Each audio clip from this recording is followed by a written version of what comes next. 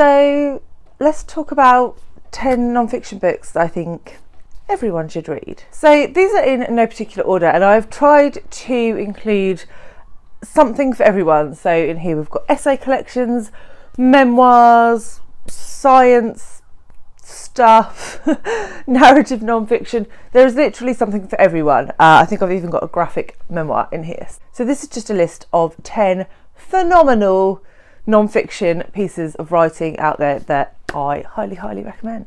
So these are not in order of best to worst. These are probably more in order of most recent to least recently read.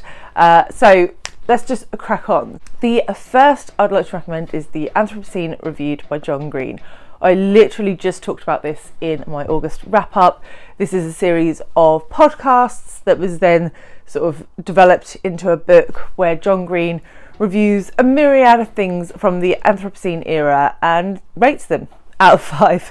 And it was hilarious, it was quite heartbreaking in places, and I thought it was top notch. If you want to see more of my thoughts, I will link my wrap up below, but highly recommend if you want to smile and cry equally throughout a book. The next one is probably a little more chalk and cheese, and that is A Swim in the Pond in the Rain by George Saunders. Now, this book interrogates 4 Russian authors, and it looks at some of their short stories and interrogates them and looks at why they have become masterpieces and why those authors have become so successful, and the tricks of the trade effectively that these Russian authors used to hook people into their short stories. So as a reader who doesn't particularly enjoy short stories, I found this really fascinating, and actually when I got thinking about some of the devices that the Russian authors were using, it was very clever, and it really opened my eyes to sort of interrogating what the authors are doing a little bit more as you're reading, and I thought it was magnificently written. George Saunders clearly is very passionate about writing and reading, and I think if you are too, then there's a good chance you will enjoy this one. The third book on my list is Things I Have Withheld by Kai Miller. If you've been around a while, then you will know that I adored this book. I have a solo review of it, I will link that below as well. And this is an essay collection that Kai Miller wrote. Kai Miller is a Jamaican author who now lives in the UK, and he is just writing about experiences that he has had in the UK, in Jamaica and in Africa when he was travelling Africa, what his race and his sexuality meant for him in those different scenarios, and it was so beautifully written. And the last essay, it had me in tears. It was so good. Kai Miller's writing style is very poetic. Kai Miller is a poet, so that would make sense, but it wasn't to the detriment of telling his stories, and so you could just feel immersed in this beautiful writing and go along on these journeys and these discussions with Kai Miller. I highly recommend. The next one is a memoir, and it's A River in Darkness by Masaji Ishikawa. So this Masaji Ishikawa is a North Korean author, and he is writing his experience of escaping from North Korea. So Ishikawa had, I believe, a Japanese parent and a Korean parent, and they made the decision after the Second World War to move back to North Korea from Japan. And so this book really educated me on that political situation, the situation in Japan and the situation in Korea, and how many thousands, hundreds of thousands of people were effectively displaced. They didn't really have a country, they didn't belong in either place, and they were subject to some pretty horrific prejudice from both countries. And then we hear about Masaji's life in North Korea, his family, what that meant for him, and his experience trying to escape from that. And as I said, it was just, if you want to know more about that political situation, this is a very easy way into that, because you are hearing it through real experience. And his story was just heartbreaking, absolutely heartbreaking, and it really sort of opens your eyes to the horrificness of the communism in that country. So yeah, highly recommend if you're interested at all in Asian politics, particularly obviously North Korean politics. The next one I'd like to recommend is This Is Going to Hurt by Adam Kay. So this has been wildly popular, and this is effectively Adam Kay's diary as his time as I think he was a junior doctor or a resident doctor, I can't quite remember, I read it a little while ago. And so he talks through basically the day-to-day of what it's like to be a junior doctor. And some parts are quite funny. Adam Kay works primarily in sort of gynecology. So you can imagine there's some interesting objects being inserted in some interesting locations. But there are also very heartbreaking things, and it really highlights the pressure that NHS doctors are under here in the UK, the amount of hours they have to work, and the lack of support they receive from the government and from funding and from the superiors that are managing or mismanaging this situation. So I definitely recommend it. It's a really easy, quick read, but it does really give you some perspective about what our NHS doctors go through, and I think that is important for everyone to understand. The next one is another essay collection. The more I read non-fiction, the more I realise I'm quite drawn to essay collections, and I do quite like them. And this one is It's Not About the Burqa by Mariam Khan, or edited by Mariam Khan. There are, I think, 11 different authors in this, 11 different essays talking about their experiences with their faith, their Muslim faith, and British culture, and different ways that that's affected to them. And you just really see things through their eyes, and it really has a feminist slant to it, and you sort of are able to dissect some of the intersectional feminism issues that are occurring.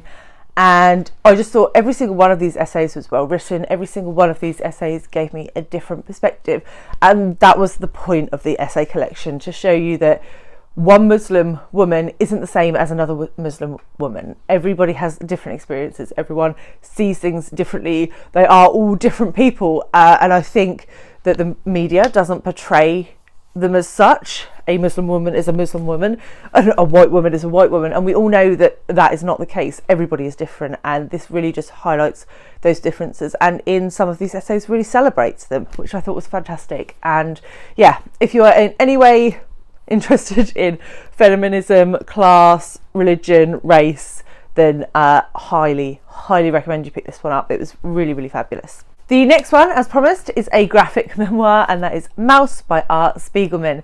So this is a very famous graphic novel and has been around for quite some time, and this is Art Spiegleman writing his grandfather's story, his grandfather being a Polish Jew who was incarcerated in Auschwitz. This book is illustrated with Jews being depicted as mice and Germans being depicted as cats, and there are some other animals in there for different people, but the way that he did this really sort of allowed you to access what his grandfather was going through in a way that wasn't all about the horrificness of Auschwitz. Obviously it did feature that, but it was more about the personal experience, and it also flashed back and forward between Art Spiegleman sort of interviewing, was it his grandfather? His father in sort of current day, and then flashing back to what his father told him.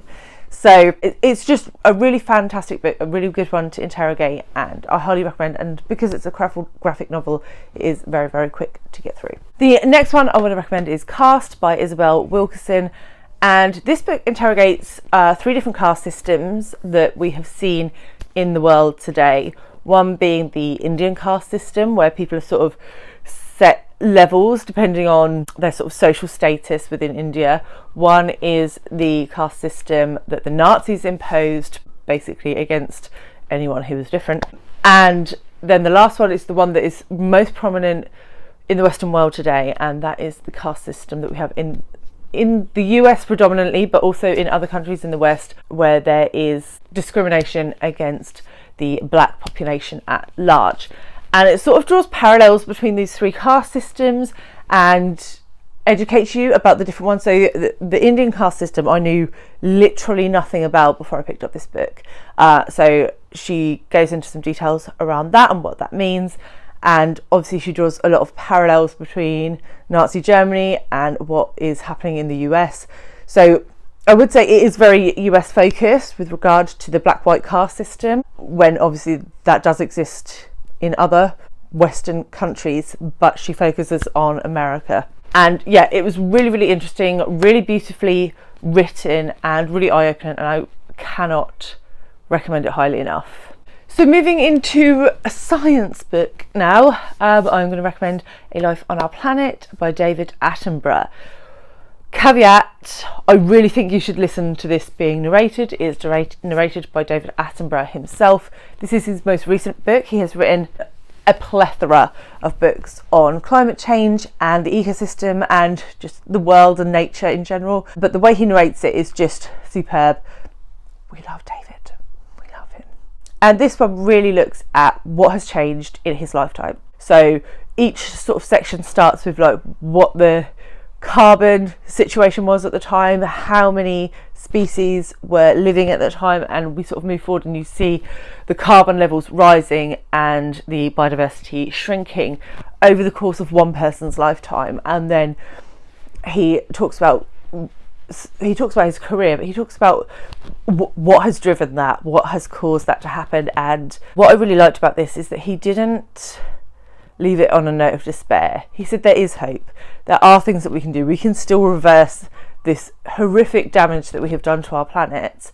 And he's just such an outstanding advocate for our world, our natural world, and his passion and his determination to change things is contagious. So yeah, I absolutely adored this book and highly recommend. And the last book on my list is a book that I haven't read since I was a teenager, but I think it is a book that everybody should read, and that is The Diary of a Young Girl by Anne Frank. So I think most people know what this book is about. Anne Frank was a young Jewish girl living in Holland, and she was hidden away in the attic of a family living in Amsterdam, and she and her family had to live effectively in this attic while Nazis were occupying the country. And it is her literal diary entries, what she was thinking, the way she was living her life, sort of her first crush. And yeah, it's heartbreaking to read, because you know that she is just wanting to live a normal teenage life, and we see the normal teenage thoughts, and then all of this horrificness is happening just outside the door. So yeah, it's one that I do want to reread at some point, but yeah, absolutely a very important book for understanding World War II.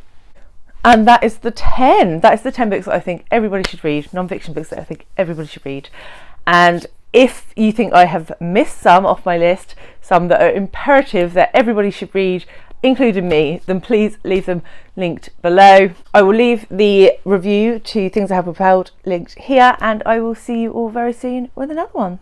Bye guys.